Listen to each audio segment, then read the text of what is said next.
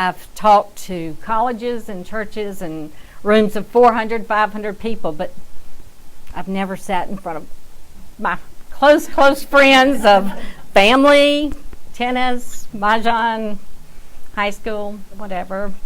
So I hope I can do this like I do when I speak to 400 people. The name of my program is L'Adore Va L'Adore. And I'm often asked why I named it that. Because that means generation to generation. So the story I'm going to tell you is not written in a book. It's a story that I've learned from my father and researching things that have happened. So it's a story called L'Adore Va L'Adore. In 1994, my father wrote his memoirs and gave each of the 4 children a copy. And until then, I never knew all the stories of my dad growing up. I knew he was born in France. I knew I had grandparents in France. I knew I had some cousins in France. But I never knew the full story of how he ended up in Birmingham, Alabama. So what I'm going to tell you is a combination of what I have found out. And in 1996, first in 1995, when Dad handed us this, I said, wait a minute, I didn't know that. I didn't know that. And I said, I want to see this. I want to see that house you're talking about. I want to see all these stories that you just wrote about. He said, okay, you plan the trip and we'll go. So Dad and I went for 2 weeks, and we went to France, and we visited what relatives were still living, and I saw the house he grew up in. I saw the house where my great-grandparents had come from. So I came home and I told Carolyn, who at that time, our daughter was a student at Birmingham Southern. And Birmingham Southern has a 1-month interim term where you can contract your own studies. And so she went to Dominique Linchay, who is a member of our Holocaust Education Center, and got a grant. And she went to France and spent a month and did more research. And the only person that we really could get an actual story of what happened was Elsa. And that's a picture of Carolyn standing with Elsa.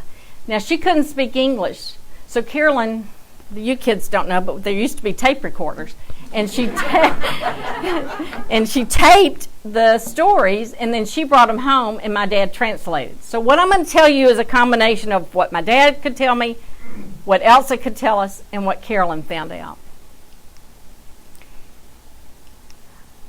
And here's a picture of me with my dad. And I'm often asked, why are you telling these stories? Why is the Birmingham Holocaust Education Center here telling these stories? And then you can read some of these quotes by people of, if we don't, who's going to tell them? These stories are going to be lost. And just like Kendall referred to our Guardians of Remembrance, they're trying to learn stories of some of these people on the wall so that they can share these stories. It's often painful, but we must tell these stories. I don't want these stories to be lost. We must not forget. And who will tell these stories if I don't? So I'm going to begin with my dad, who was born in Brumath, France in 1920. In fact, next week he would have celebrated his 99th birthday. And I'm often asked, well, where's Brumath? You hear of Paris, you hear of different places in France. But Brumath, if you can see, is up in the top corner near the German border. And it's known as the Alsace part of France. My grandfather had a butcher store. And lots of times I have to explain to kids what a butcher store is. But he had a butcher store, and it was in the bottom of their house. And his name was Henry, or Henri. And that's a picture of my dad and his sister, Felicie, my grandparents, his parents, and then an aunt. And the tall lady is an aunt, and he said it was like a second mother to him. And so Dad had to help him with the butcher store, and he said my grandfather was born in Germany, so he spoke nearly all German. His mother was French, so she spoke mostly in French. So my dad had to learn fluent French and German, and he said his dad would take the butcher orders in German, and then Dad would help him deliver them. This is a picture of the house that my daughter took in 1996. And the reason I think this is so important, because I want you to see the house is still there. I was just there with my sister-in-law about a year or so ago, and the house is still there. But what they've done is they've redone it, repainted it, and in that corner over there where the garage, that was the butcher store. So not all of France was destroyed, and so the house is still there. So in April of 1939, my dad acquired a Visa. And again, I have to explain to kids, not a Visa credit card, but a Visa to get out of the country of France and come to the United States. And the reason he wanted to come to the United States is that he had cousins who lived here in Birmingham, Jeanette and Jimmy Hirsch. And they had no children. They were about 20 years older than my father. And they tried to adopt him when he was about 3 years old. They went to France. They wanted to bring my dad back, but he didn't. But in 1939, I think we all knew what was happening in Europe, and his mother encouraged him to leave. Now, his older sister, stayed because the parents did not want to come. But all her siblings had come to America. So he had relatives here. And so that's why he decided to come to Birmingham, Alabama.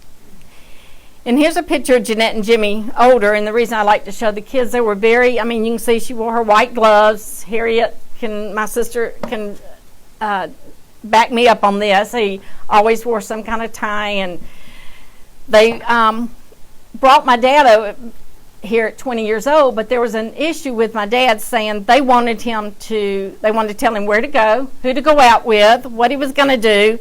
And my dad said, I was 19 years old. I thought I was coming here and I was going to, find the land of opportunity. So they were pretty strict on him.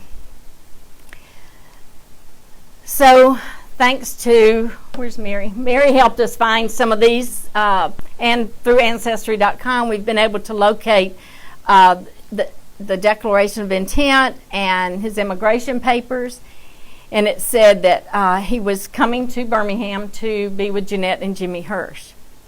This is a picture of the ship he came on. I actually have at my house the actual passenger list of the people that were on that ship, and his name was on there. And after my father passed away, we found this in some of his things, and it was written at the bottom, on the ship to New York. We don't know who those people are, but, I'd never seen that picture until we found it in some of his things, but we do know he was on that ship to New York.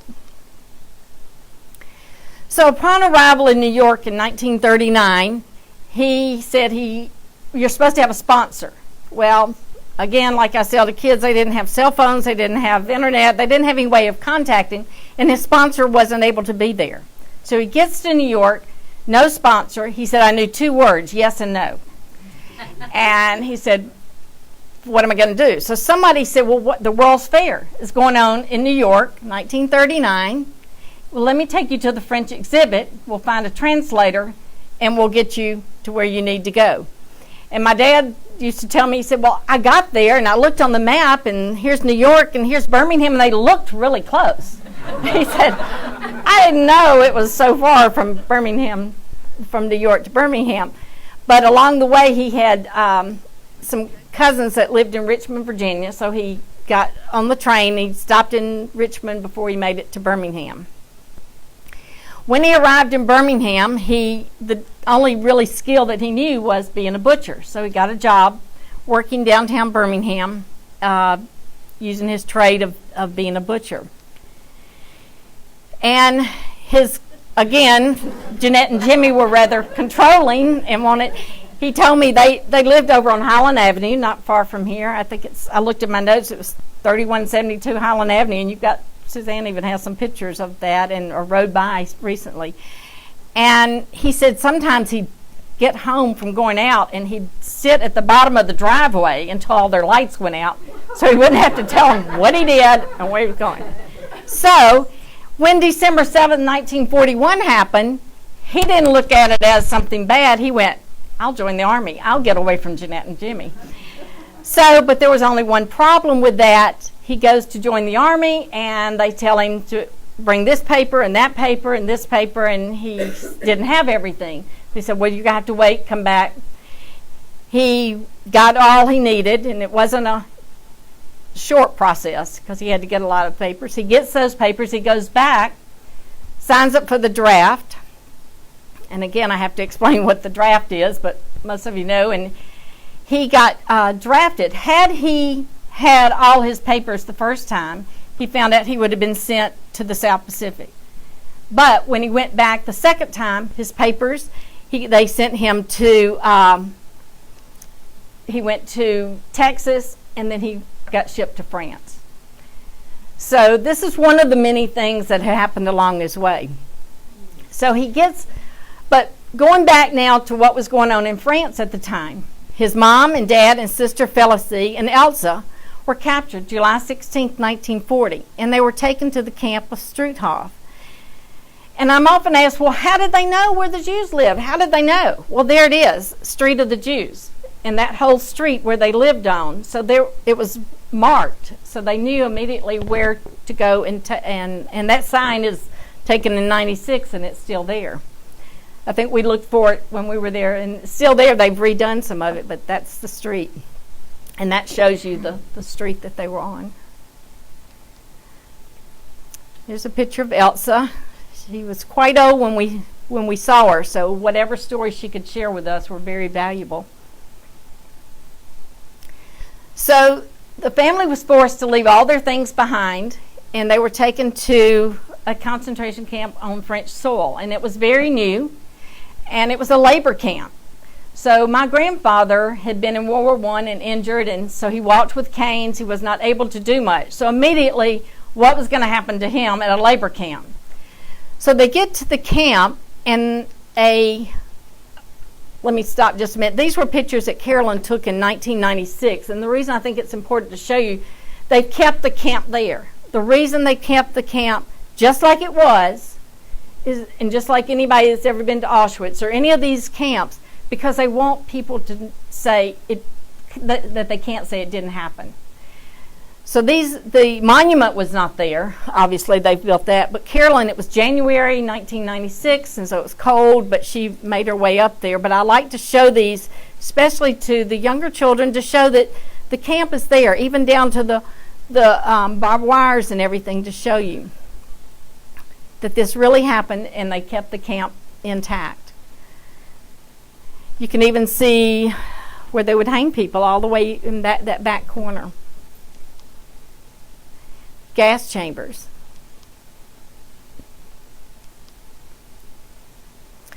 So here, Dad's in France. I mean, in America, getting drafted. His mom and dad and sister and cousin Elsa and were taken to this camp. Well, I've often been asked, well, how did they communicate? Well, my grandfather spoke German, and I feel in my heart that that's one reason they were saved, because they started talking to a Nazi soldier there, and he said, you know, this is a labor camp, and you're probably going to be some of the first ones they kill to work. And he said, let me see what I can do. And Elsa told us, he said, your grandmother spoke up and said, wait a minute, if you help him, there's 5 of us, and you're going to have to help all of us. And this Nazi soldier did. He loaded them in a vehicle and drove. He said, I can only drive you away from the camp and let you go, and then you're on your own. He did that, and they were able to escape and get down to a little town called Nyons. It's Nyons, Nyons, down in southern France. So for the next 5 years, that's where they hid out. Families hid them out in the town of Nyons. So going back to my dad now, he had heard, and I asked him how he heard this. He said, well, there was like an American Red Cross, and he kept trying to find out what happened to the people that had left Brumath. What happened? Somebody told him that they sounded like some family that lived near, that had escaped and were living in Nyons. So my dad was on a mission down to southern France, and he asked his commanding officer, could he get off and go into this town of Nyons and maybe find out if his mom and dad were still living, and his sister. And he had not seen them since 1939 when he left. So he goes into this town, he starts asking. Well, obviously, not everybody's going to want to tell. They didn't know who he was, why he was wanting this information. Finally, somebody said, that sounds like a couple that's being hidden out, and they described where it was. These are just some pictures of my dad in the Army. Very, very proud of that American uniform. He said he was walking down the street and he looked up in a window and he saw his dad. Of course, his dad had no idea who that was walking down the street. So he was able to find them and locate where they were, and he said he was able to send them money, send them coffee, send them chocolates. He said now that he knew they had survived. Elsa told us there were many nights that they'd go up in caves and would hide out because of Nazis were coming in, checking houses, seeing if anybody was hiding. They said they would go up in the mountains and hide out in caves. So near the end of the war, my father was burned. There was a gasoline explosion. Well, growing up, I know my dad had, his arm was burned, and I would often ask him, why is your skin different over here? And he said, oh, I just got burned in the Army. Just got burned in the Army. But he never told us the whole story. So he said there was a gasoline explosion, and he caught on fire, and someone threw a blanket on him and put the fire out. But he had to go to Paris and get lots of skin grafts. He was in the hospital. But while he was in the hospital, the war ended. His family returns to Brumath. When they get to Brumath, they find all their belongings had been taken. And the reason a lot of the things were taken, they thought, these people aren't coming back. They've been taken. They're not coming back. So as anybody that knew my dad, he was a very determined person, and he's in the hospital, and he decided he wants to go back and live in America, but he wanted to go see his family one more time. So he goes to Brumath, and he finds out all their belongings had been stolen.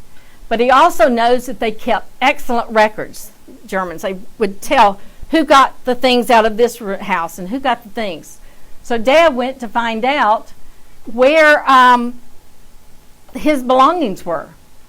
And he looked, and there was a man in Ulm, Germany. Somebody said, I'm going to Ulm, Germany, and I'm going to find this man. So when my dad was living, this was his favorite part of telling the story. I used to tell it with him, and I'd find out something different every time. But he said that when he walked into that house, he looked around and he saw dishes, he saw things, and he said, I'm here, and I'm taking this and this and this. And the man said, wait a minute. I bought all this. And my dad says, he looked at him and he said, that's between you and Hitler. I'll be back with the truck, and I'm picking up everything that doesn't belong to you. So, as we can say, my dad, very determined, he went back, and he had to take a truck across the American zone to get into Ulm, Germany.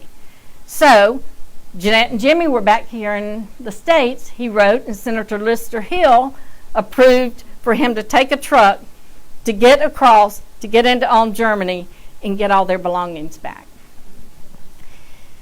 So he decides he's coming back, 1945-46, he comes to Birmingham, and he meets my mom, Evelyn Sellers, a country girl from Coosa County, Alabama, a nice Methodist girl, and he said that he got a job in a meat market in downtown Birmingham. There's a picture of my mom. And he said, I opened the car door, and the rest is history. 10 months later, they were married. Here's a picture of their wedding day.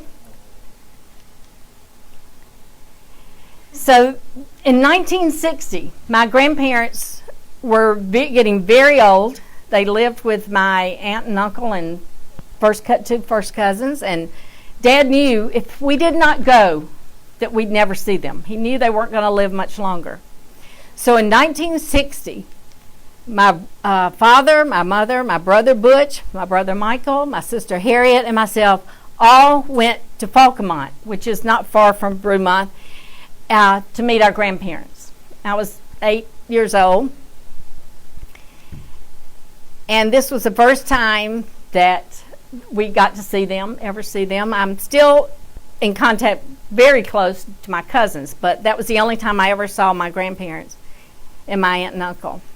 And this was our passport picture, which you can see my younger brother was just a baby, but back then that's how you could take a passport picture, just a family picture, you know. And this was a picture taken when I met my grandparents. And this was my cousin, my grandfather sitting, my grandmother, and my aunt and uncle. And I'm not sure who the extra gentleman is. I think he's one of those photo bomb. Wait, which one is your uncle? The one kneeling down? No, that's my grandfather, and my uncle would be standing in the back. And Dad's sister, Felicity. So the miracles that have happened to my family are almost too much to believe. If it weren't for that Nazi soldier who felt sorry for my grandfather, my whole family could have been killed in that concentration camp. If it weren't for that German lady who threw a blanket on my father to extinguish the flames, he could have caught on fire and could have died. If it weren't for that family in neons that opened their home to our family to hide, then they could have been captured again.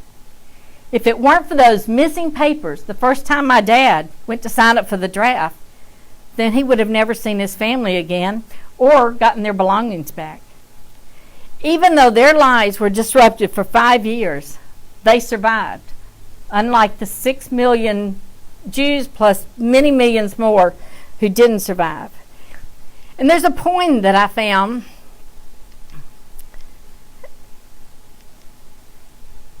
And I found this one day and I said, this describes my story. We ponder the past and we think about the future. Where have we been? Where are we now? And what is that connection? If I can make someone's life better, I will not regret the past. If I can help someone grow, I will not fear the future. Oh God, let me make some mark on this world. Let me create some image. Let me leave some memory of myself. If only for an instant, let someone think or say that the world is better because I passed their way. So whoever saves one life saves the entire world. And because my father survived, this is what's happened with we've 4 children, all spouses, grandchildren, and now most of those children have children. So it's important to know just that smallest act of kindness can carry on for generations. Let me get to the next screen. So in 2018, I went to France, and my sister-in-law Suzanne and 2 of my nieces all went. I've been several times to visit my cousin. But we went to the cemetery, and this is the cemetery of my grandparents, and that's Anik and I standing there. And most of the Jewish people that know this, but you'll see the stones on the graves. In the Jewish religion, instead of putting flowers, you put a stone, because a stone never fades or goes away. So that's why you see stones, especially in the Jewish part of the cemetery, you'll see the stones.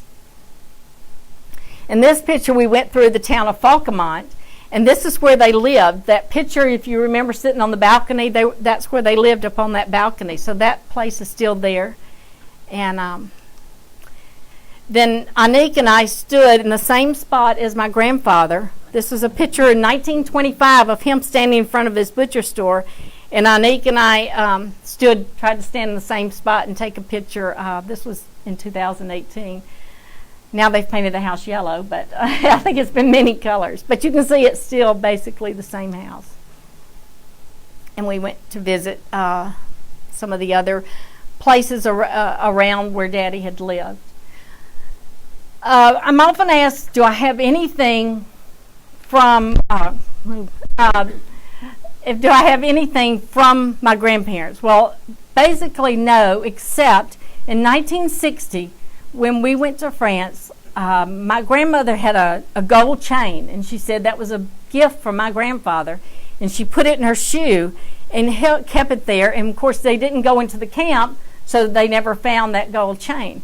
So in 1960, she gave my mother a gold chain. My mother always wore it around. So after my mother passed away, I got the gold chain, and this past year I took the gold chain and I've had it cut into 4 pieces, and this is one piece of it, and I gave my 2 brothers and my sister also a piece. So this is really the only thing that I have left from from France when they were there before the Holocaust. Do you have any questions? I'm sorry if I've gone on. I usually stop for questions. Oh, thank you. Any questions for it? Well, I think it's so important that we understand that all Holocaust stories are different. All are so different. And ours is special because I think it's those small acts of kindness that followed us along the way that is the reason we are here, and we are here to tell the story. So thank you very much. Happy